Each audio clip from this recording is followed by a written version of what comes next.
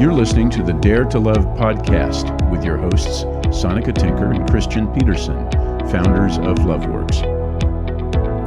Hi, and welcome to the podcast. This is Christian Peterson talking. I'll be your host today, and I'm excited to talk about our topic. We are going to be talking about taking things personally. So in this episode, I'm going to break down what that means, and I'm going to break down what actually happens and what are the consequences of when I or we take things personally. And along the way, I'll give you some important and valuable lessons about taking things personally, because even though it sounds like maybe a very everyday, simple thing, it actually comes with some pretty serious consequences and can have some pretty serious benefits when we learn to not take things personally, whether it's I'm talking about myself or the person or persons that I'm listening to. I'm guessing everyone knows and has personal experience with what it means when someone takes stuff personally, because it's pretty much really irritating when it's someone you're trying to talk to who takes it personally. Sometimes you're trying to share something meaningful or vulnerable even, but when your partner or your conversational partner takes it personal, the deep sharing is pretty much over at that point, right?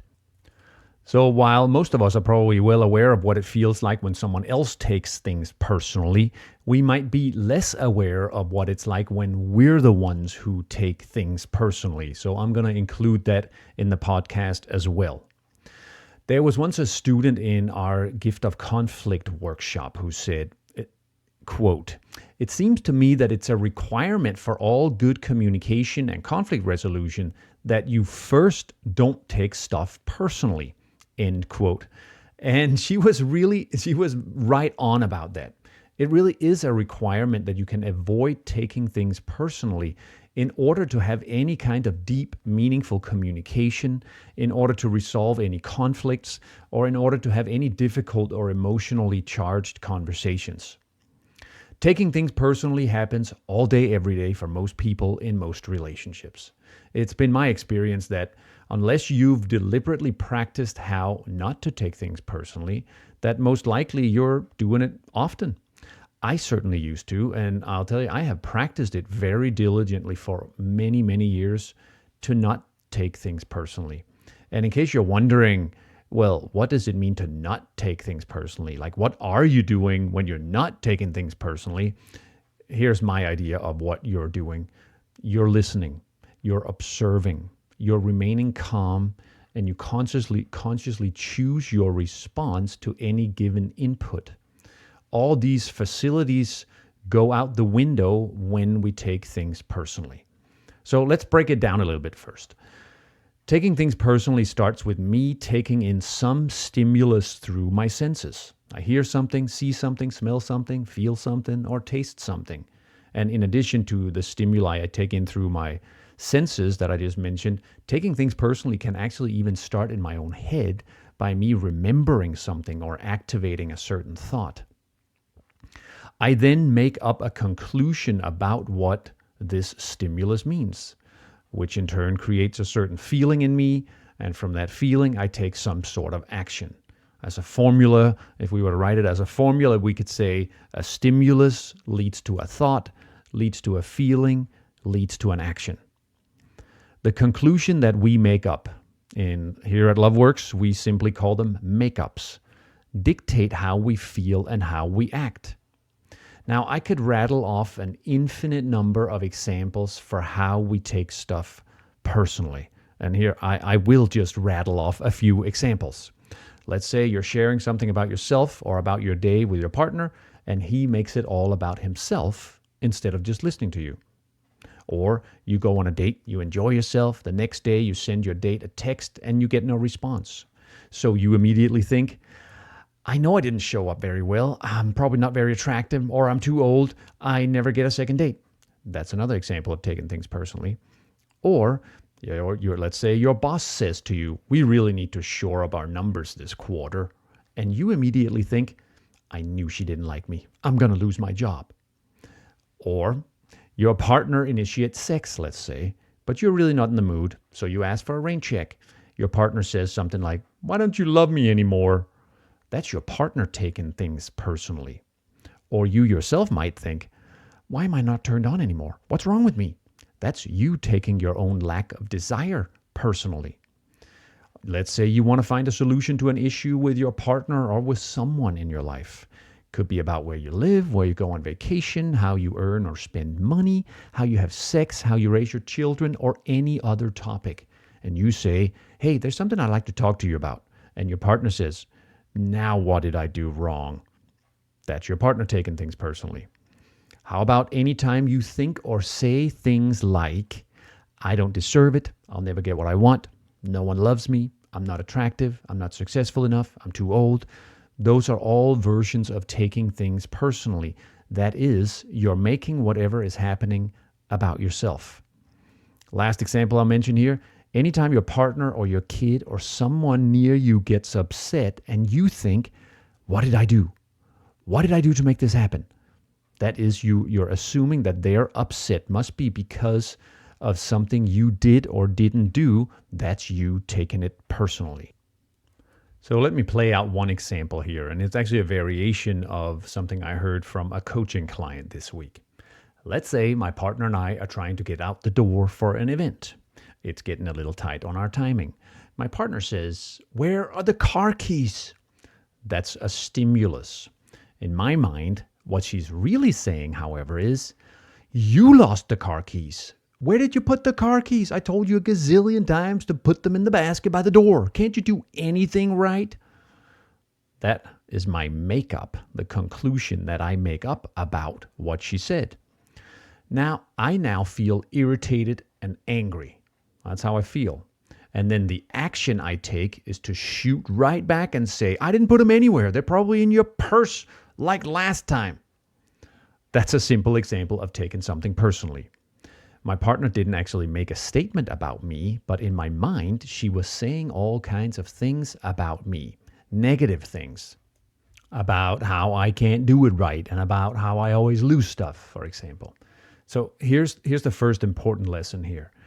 Whether or not a statement or some stimulus is about me or not, it's still a good idea to not take it personally.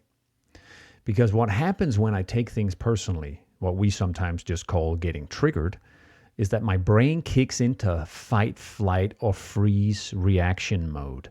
And from that place, I'm not making conscious choices.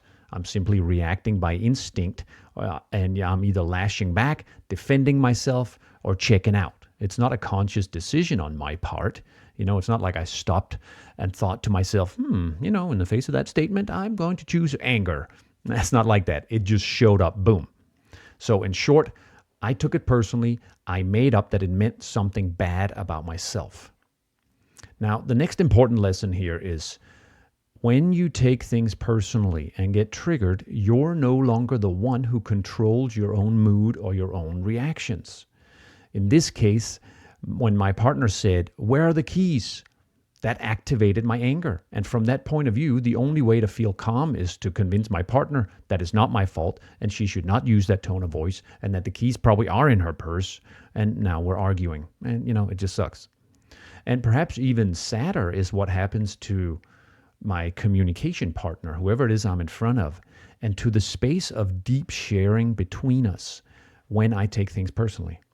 So when my partner or my child or my friend is trying to share something with me and I start taking things personally, I immediately shut down the space of open sharing and I invalidate the other person's experience. Now, you probably know the stereotypical experience of a woman saying to her man, stop trying to fix me. Well, when I'm the one trying to fix someone, that is also a variation of making it about myself. Let's say I'm in that stereotypical situation, and that has happened in this life, I promise you. Let's say that my wife is sharing something about her day or about her friends or about a difficult situation in her life. After a couple of minutes, I begin to feel uncomfortable or impatient, and I jump in and say something like, look, you just tell your friend to mind her own business and you can be done with it. That's me making it about myself because I don't want to take the time to listen, or I'm getting impatient or something else. So whereas I'm giving her advice, it's actually a variation of me making it about myself. And this happens with children and parents all the time. A child comes home from school and starts talking about something that happened at school. And before the child is finished, the parent says, "Oh, that's nothing to worry about, honey. It'll pass. Don't pay attention to that." You've probably seen that a million times. That's the parent making their own time or experience more important, and it shuts down the space for the child to share.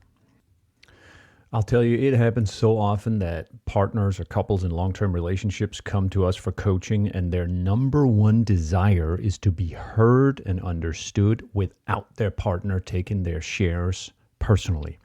Because that's the only way they'll ever get to actually share fully what's on their minds and in their hearts.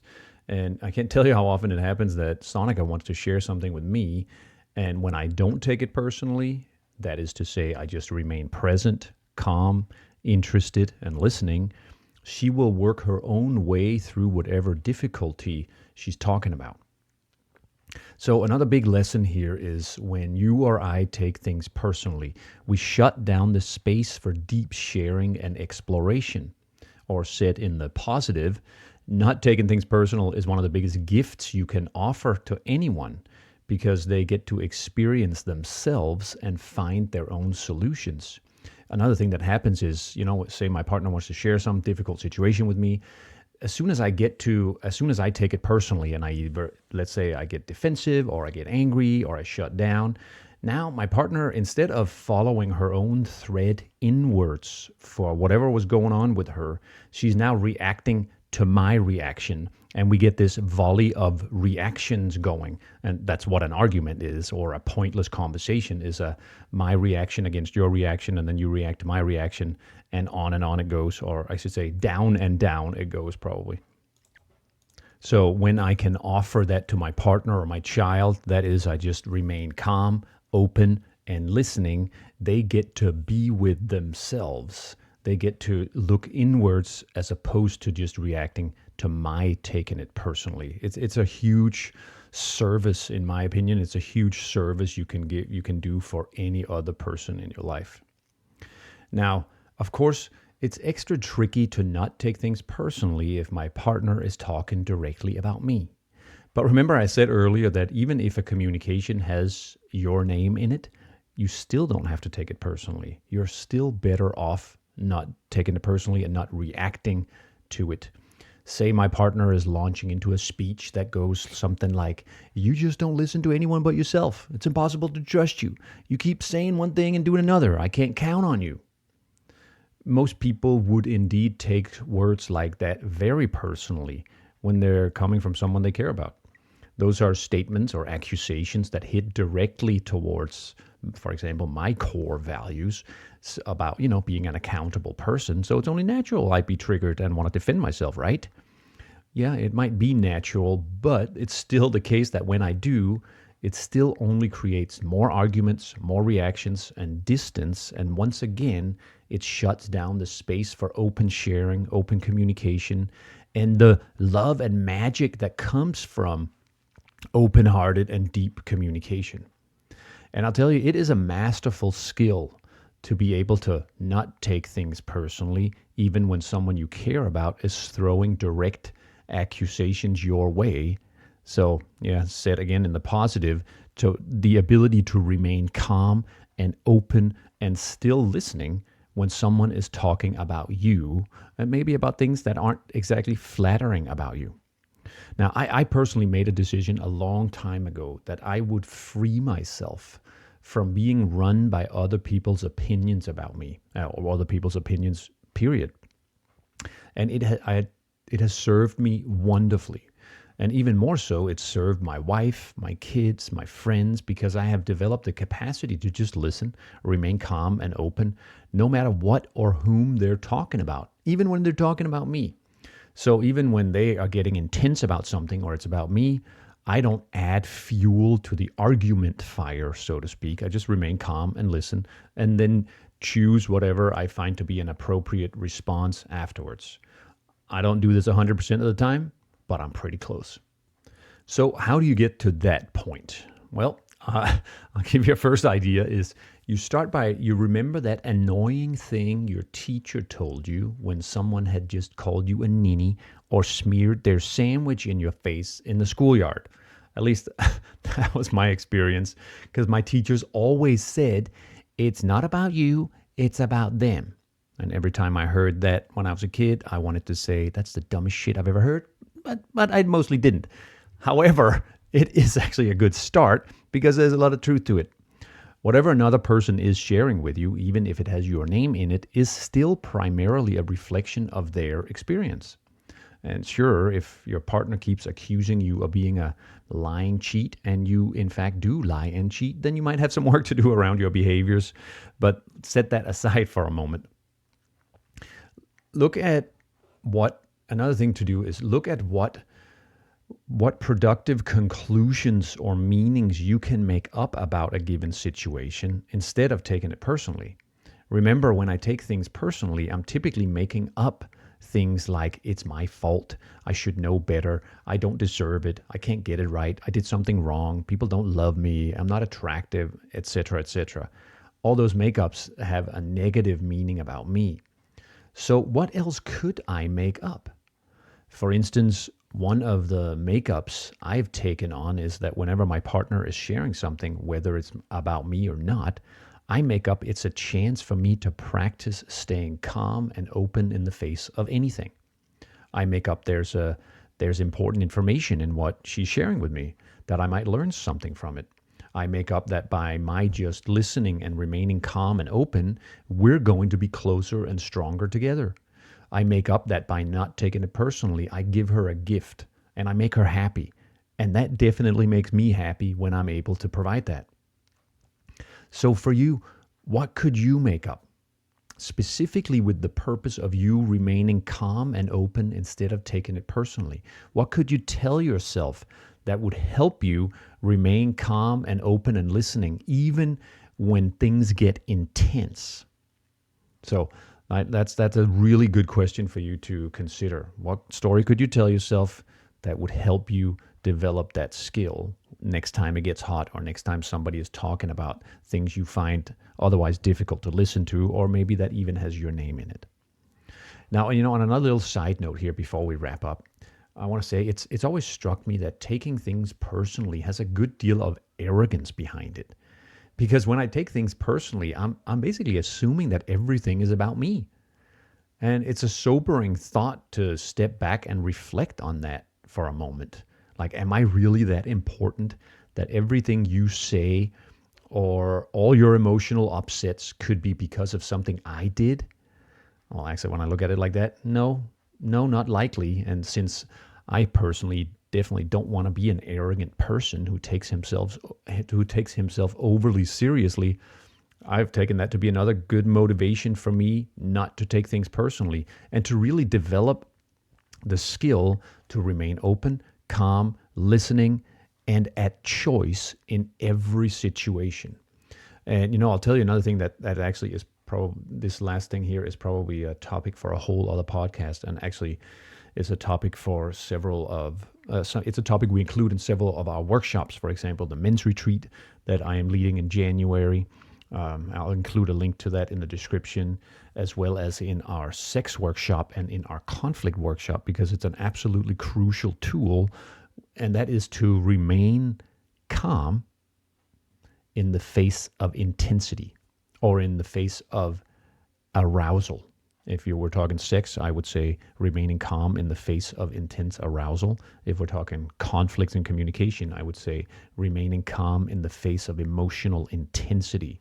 That is an absolute crucial and not so easy to learn skill, but it gives you the ability to be able to choose your responses no matter what, and I find that to be freedom, basically.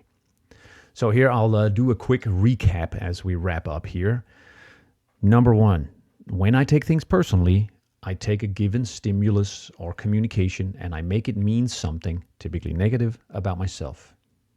2, whether it's about me or not, it always serves me and the other person or persons if I can remain calm and open instead of taking it personally. 3, when I take things personally, I am no longer in control of how I feel and how I act. I have given that power over to outside stimuli or other people. Number 4, When I take things personally, I shut down the space for deep sharing and exploration and vulnerability, and I deprive my partner of the opportunity to explore herself or himself. And lastly, remaining calm and open instead of taking things personally is one of the biggest gifts we can offer to anyone or to our relationships.